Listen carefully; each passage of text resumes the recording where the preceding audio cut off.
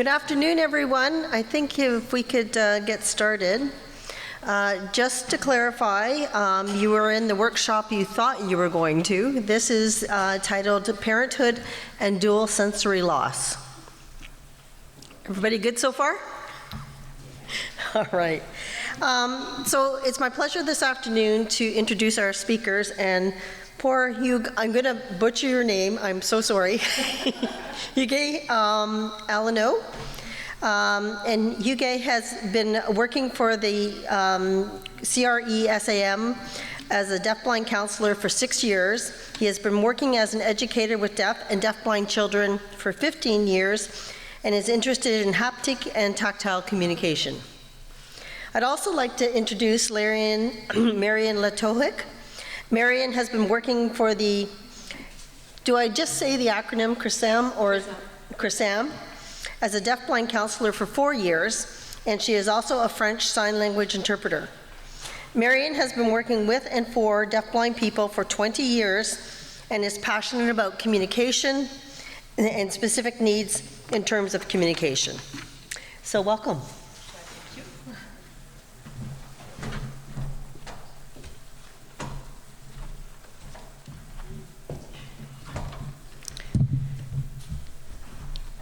Hello everyone. Is everybody hearing good? Okay, maybe we'll wait just 1 second for everybody to be seated.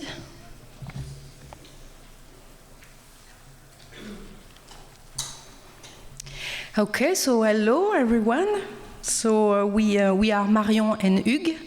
We are deafblind counselor for several years now, and we are very pleased and honored to be part of this incredible week dedicated to deafblind community. So a quick presentation of CRESAM. So the CRESAM is a national resource center for deafblindness in France. Our office is about 200 miles from Paris, and we work in the field of deafblindness, meaning congenital and acquired deafblindness. So we are a small team with some colleagues in the room. We are 6 counselors, 2 psychologists, and 1 documentalist. And with this small team, we try to cover all the country. So what do? We go out to meet people where they live, whether it is at their home or in specialized structures. We support people of all age, from the little ones to the elderly, and we try to answer the needs of the person. We can also offer training for professionals. We have a library, a small library, and a bigger one online if you're interested. And we can organize conferences for people with dual sensory loss, families and professionals. Okay, so today we are gathered to talk about parenthood. And just on this slide, just under the title, you can read a quote from Sue Atkins, who is a writer. And she says, "There is no such thing as a perfect parent, so just be a real one." So this quote is really important for us, because in the course of our work with Hugues, we have been many times called upon by specialized services and families to tell us that they were worried. So we have had many questions like, "Oh, my daughter is going to be a mother. I am so worried." Or, "I do accompany a deafblind mother, but I'm concerned. Can you help us?" Or, "I'm a teacher of a little boy whose mother is deafblind. I cannot communicate with her. Could you help us? We are a bit worried." Or, "I work in the child protection services. How can a deafblind mother ensure a child's safety? We are worried." So all this brought to light a strong and persistent presumption of incapacity people have about deaf-blind parents. So, plus we found it odd with Hugues that professionals may accept deaf parents or blind parents, but it seems to be quite difficult for people to accept, completely, fully accept deaf-blind parents. So we know that parenting is a challenge, is a journey, that it is the harder job in the world, right? Who could deny it? And that being a mother or a father with disabilities brings along many more challenges, but still we wanted to know and dig in and to better understand why this presumption remains, and moreover, how to overcome it. Because with Hugues, we know deaf-blind parents. We know that it is possible. We know it. We've seen it many times. So parenthood is possible. It is both physically and legally possible. So how come dedicated structure and specialized services and sometimes families still doubt? This is why this slide is about doubting.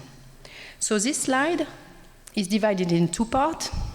The left side is about parents that we have been interviewed, and they can say, well, I have confidence in my maternal instinct. Well, I know it's possible, and I'm very happy with our kids and family. And sometimes they also have shared with us that professionals help, but sometimes interfere.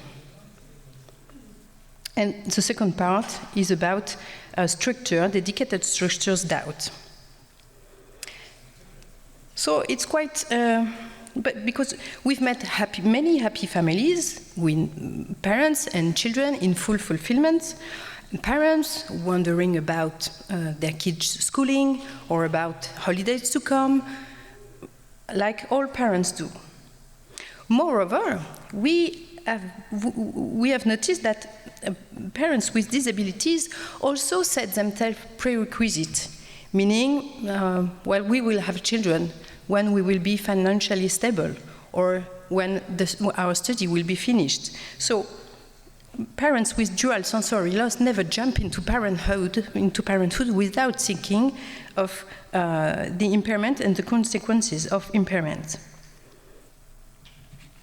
But once again, we've noticed that dedicated structures whose mission are to be helpful sometimes may not be helpful as they should be, because they doubt. But in France, hopefully, we have a legal and administrative context very clear. So today, we are happy to say that we have laws and administrative frameworks that protects disabled parents. And also, we have two compensation benefits.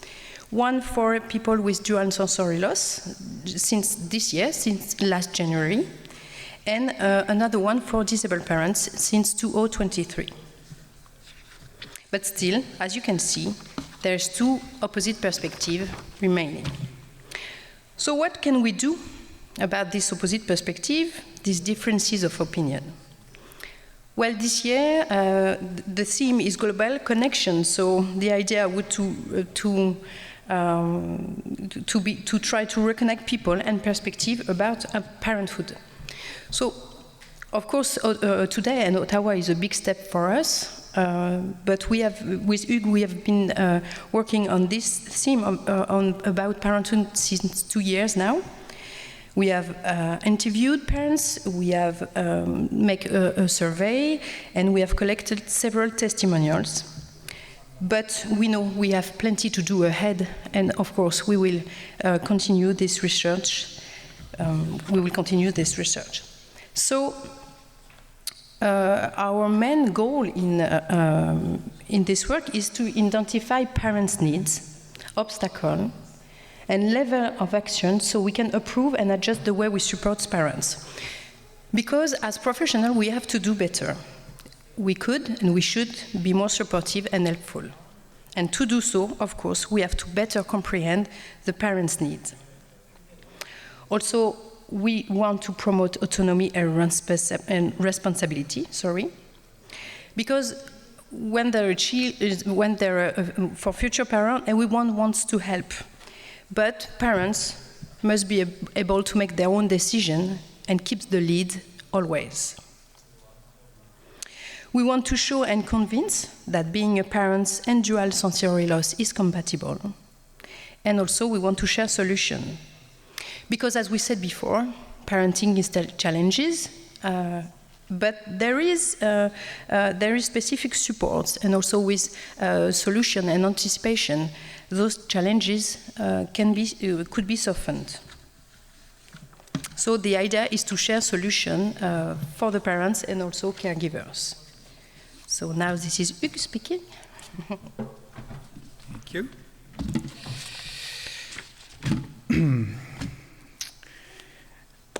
How to do it? To do so, Marion and I have conceived a multiple choice survey for parents with dual sensory impairment, because we wanted to hear from them.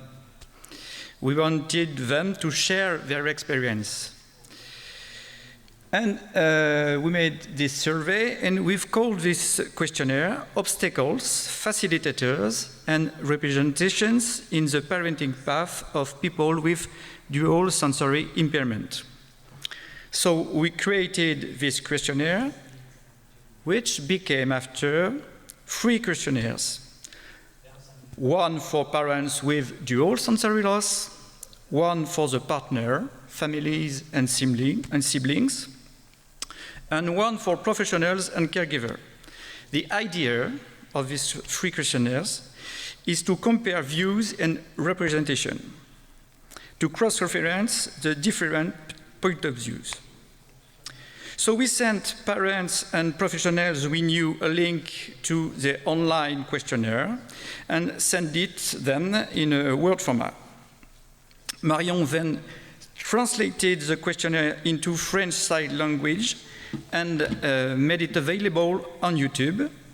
Then we then shared the questionnaire on social medias.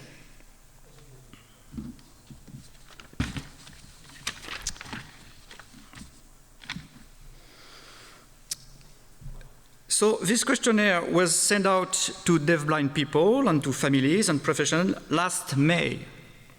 Today we have 11 replies out of 50 cents, and we know, of course, that with this very small sample, the answers to this questionnaire are not statistically valid, but we know that we have to be careful, so we know that we have to be careful to not overgeneralize the answers.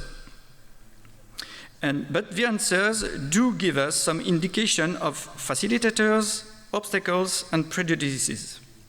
We are thinking of giving people the chance to answer the questionnaire for 1 year, so we will continue to share this survey. By analyzing people's profile, we are able now to understand that all the respondents had the same profile. People who had access to education and able to answer online, to log in, to read, and to answer the question. So with Marion, we plan to reach out to other parents who are unable to respond online. So if you are a deafblind parent or a professional, please fill in this survey or share it. You can also visit the CRESAM website to find the questionnaire in English. And you can, of course, contact us for any question about it. If you would like to give us your input and share your experiences, please, we'll take some time at the end of the presentation to listen to you and answer any question you may have. So far, we have only a few responses, but the results are interesting.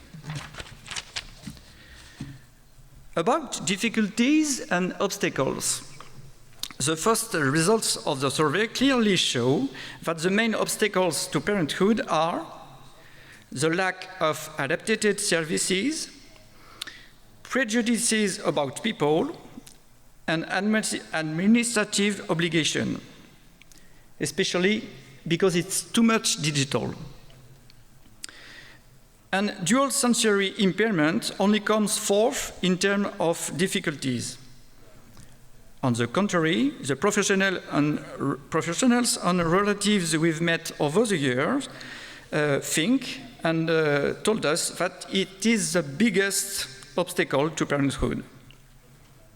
Then come after the lack of professionals trained or aware of the blindness, the lack of consideration of opinion and needs, lack of information on parenthood, and the least significant difficulties are lack of accessibility, communication barrier, and lack of financial means.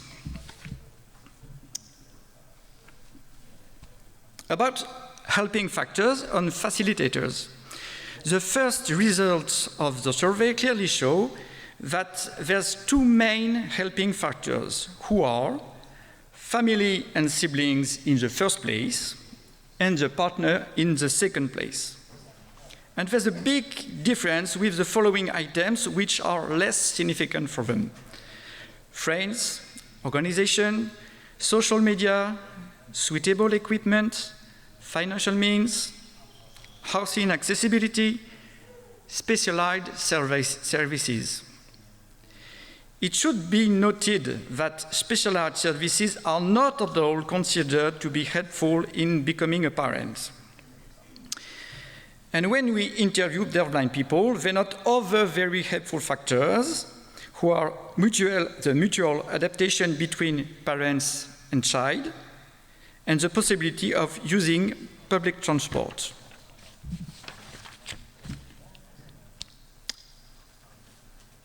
For obstacle and facilitators, it would be noted that there's no difference in responses between who communicate orally and those who communicate in sign language or tactile sign language.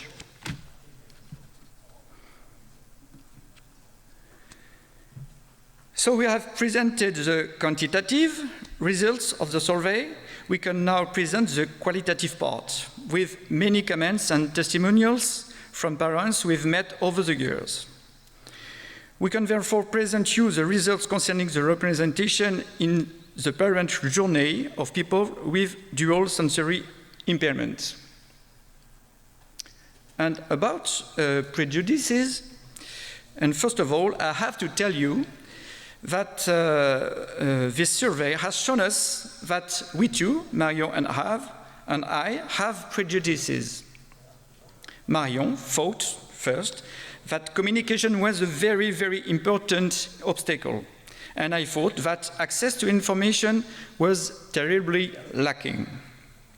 The deafblind parents' answers showed us that these difficulties came last in the list of the obstacles. Over the past few years, we have been able to meet a number of mothers and fathers who have shared their experiences as parents. We've also heard from relatives, from professionals. We've noticed that all these people have different ideas about deafblindness and parenthood.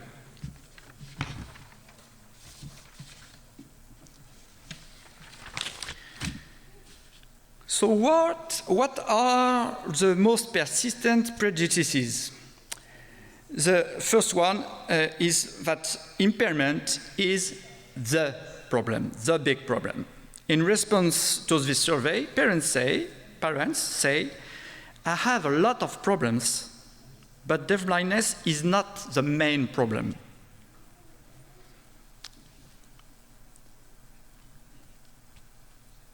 A second prejudice is that impairment leads to specific problems in parenthood. And the answers to the questionnaire are really in line with studies by Megan Kirschbaum and Rhoda Holking, among others, who have shown that people with disabilities have the same kind of difficulty as other parents in exercising their parental rights, like chaotic past, physical or sexual abuse, drug or alcohol use, etc., etc. The place of the children in the family is also a biased representation.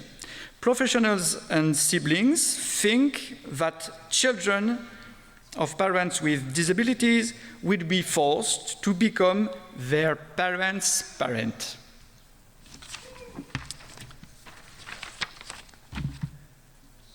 And the survey results show that the child has adapted well to his or her mother's or father's deafblindness. Parents told us that without explaining the sensory impairment and without asking for anything, the child has understood the situation and adapted his or her behavior, even from a very, very young age. And about the question of the child safety, studies show, on the contrary, that mothers put their children's safety first, sometimes even risking their own physical integrity and risking injury rather than asking their children for help.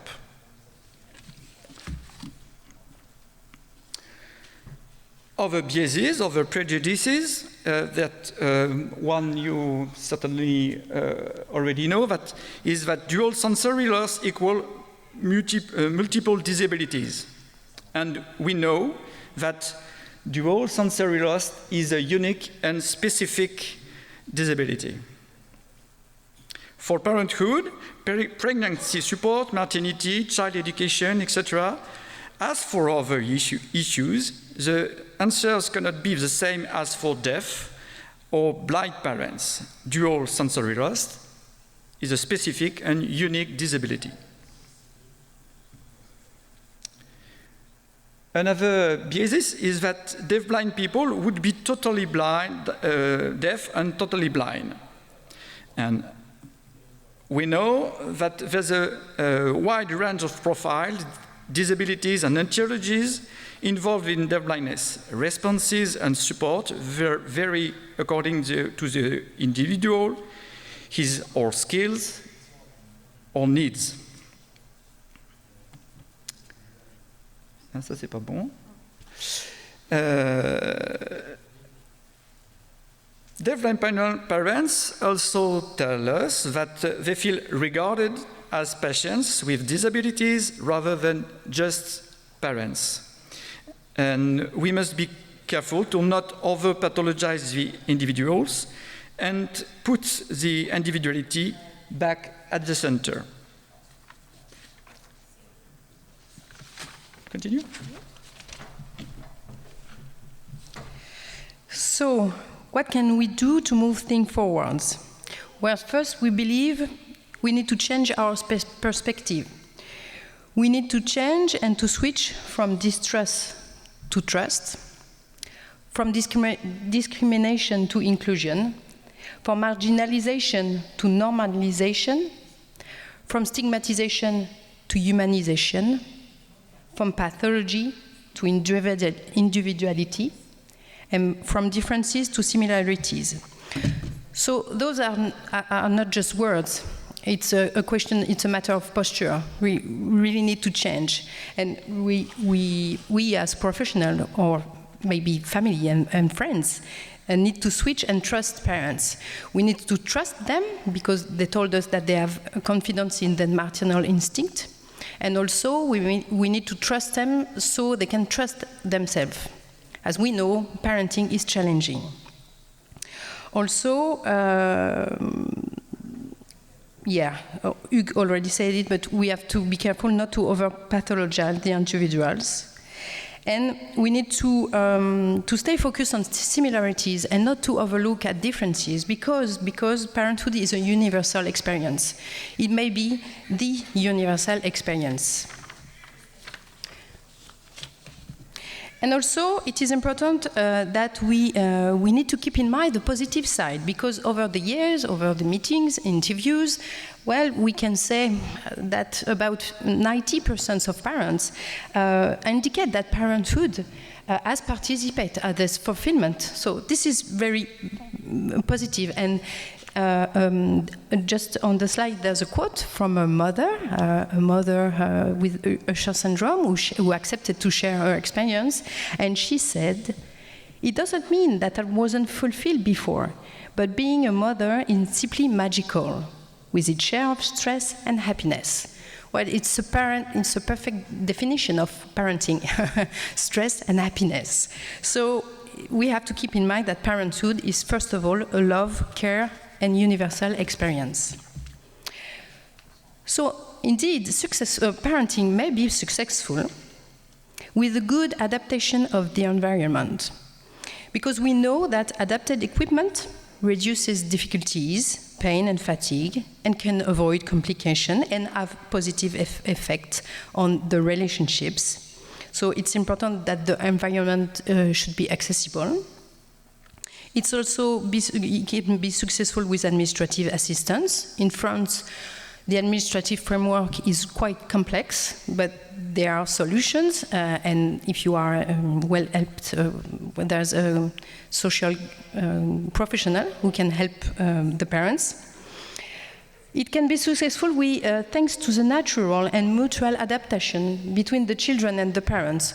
So this point is really important for us, because sometimes when a child is coming or is just born, everybody wants to help, everybody just wants to be there, and that is exactly the moment when we have to stay back, or professional, or friends, or family, because that's an important time when the relationship and the mutual adaptation between the children and the mother, or the mother and the father, the duet or the trio, we have to preserve it and let the relationship grow, because this mutual adaptation will be a very, very fertile ground for the whole parenting journey. So this point is really important, and for us professional caregivers, really to step back and preserve this relationship, the autonomy.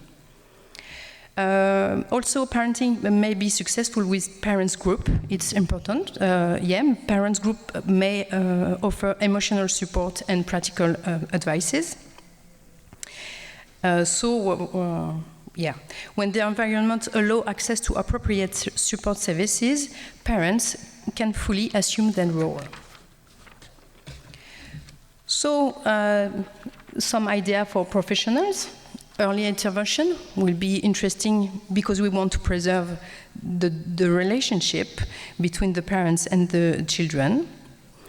Building role models, enhancing success stories will help to stop perpetuating negative prejudices. It's also important to assess the level of adaptation of the environment to the person's disability, not to parenthood, because parenthood is not a skill one can assess. It would be interesting in France to create a resource center for parents with limitations. Also creating a guideline for parents with disability and caregivers and professionals, and continue to raise awareness amongst professionals. So as conclusion, like we just said, for professionals, it's important to enhance the value and visibility of successful path, because also there's a lack of positive role models, so it's really important. Also, always put the individual at the center. For parents, please don't stay alone, seek help and exchange with other parents if you want to. And for CRESAM, it's important that we continue to raise awareness about deafblindness. And also, we have created a dedicated page on our website about parenthood. And there you can find a list of specialized services, because we've been a bit negative about professional, but there are also structure that works and offer a good support. So you can find a list of specialized services. Also video in French Sign Language about maternity, pregnancy, early childhood, education, and a list of professionals. And of course, if you have already solutions, structures, a framework, experiences that are successful and relevant, please do share. So here on the slide you can find our mail at Marion and Hugues, and thank you for your attention. Now we will try to respond to your question if it's in French. But in English I cannot promise. We will try. Thank you.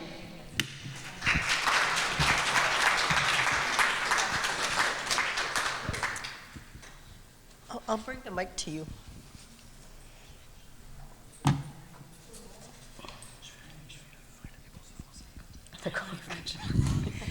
I don't know any French. Oh, Sorry. Too bad. I'll do my best English. Okay. That was fantastic, a presentation. In your survey, did you ask the parents, or did you find out if they were sign language users versus non-sign language users? Yes. Okay. And did you find that the parents who were sign language users had more difficulty, say, dealing with the public because fewer people could communicate? Like, was a communication barrier? Well, bigger? actually, no. That was a belief I had. Yeah. That I was really convinced that people with sign language was a communication barrier, but no. Obstacles are in France. Obstacles are no. It is not communication barrier. Prejudices, biases, judgment are the most obstacle. No, there's no differences. Okay, thanks. You're Very good. welcome. Other questions?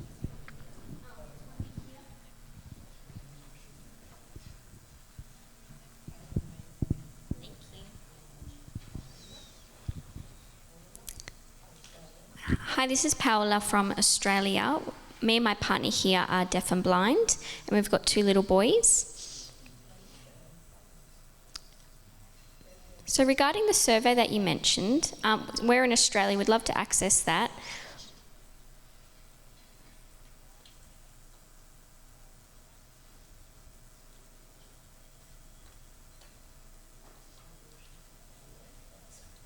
So just wondering, after you do the survey and you get all the results and the answers, what is going to happen once you receive that? What are you going to do with the data? Is that going to be reached out to the public? And if you find certain barriers, is that going to be resources and training for deafblind parents that we'll be able to access? I'm just wondering what the goal of it is in the end. I might have missed something though in what you shared. Yes, of course, we will share the results. So we want to wait a little bit because we have only 12 responses. So this is a bit few, but we will share all the response, of course. And then we have planned to also meet people, because the parents who respond are parents who can read, who had access to education. So there's also many other pathways, many other profiles that we have to meet them. So we will arrange or via webcam, or we will go to them to take time to ask the question and answer their response. But then we will share, yes, of course, on our website, I think. Maybe at the end of the year? Yeah, maybe, Hugues? You want to? Maybe before? Maybe before? Tomorrow? Okay.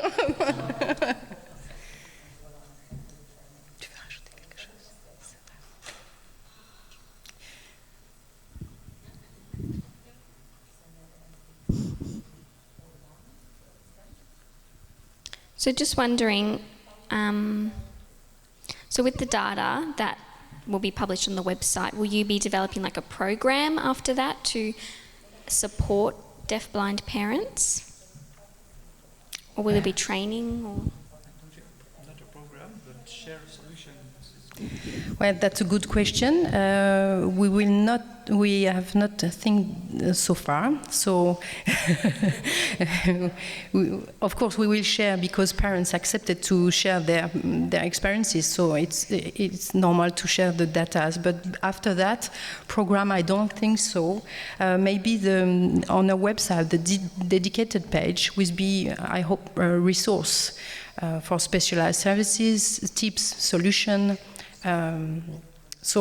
But with your response from Australia, maybe we will change the way we think the future in comparison when comparing Australia to France. Maybe we will change. Is it okay? Did I answer? Yeah? Yeah, thank you. You're welcome. I just want to add, some parents explained that it's difficult to become a parent. And some of us say it's okay for them. They found support, they found services that they need, etc. So the idea is to share this solution. Why with individuals it is possible. They found services, they found support, and for other individuals, it's not they aren't the same solution. So we have to share this solution for professionals, for individuals, for deafblind persons, for everybody.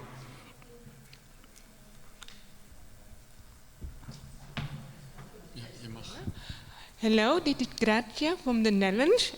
Thank you very much for the interesting presentation. I have 3 questions, short ones. Okay. One is the survey, the respondent, were they families with 1 or 2 parents with deafblindness? And the second is, you mentioned your website, is the information also in English? And the third is, in the Netherlands, we have, it's just a small country, we have a system of peer-to-peer contact that parents with Usher syndrome, mostly, have contact with each other and to exchange experience, tips, and that works very well. And I wonder if that is also in France. It's a very good idea. I will start answer the last question.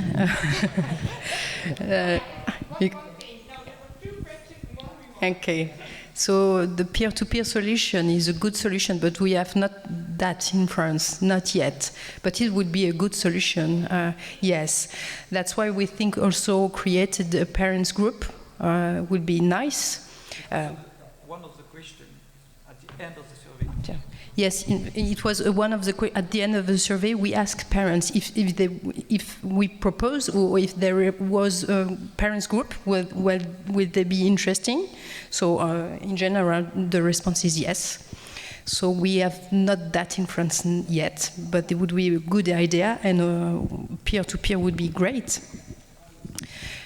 So maybe we can take time, then you explain to us how it works for you, yes.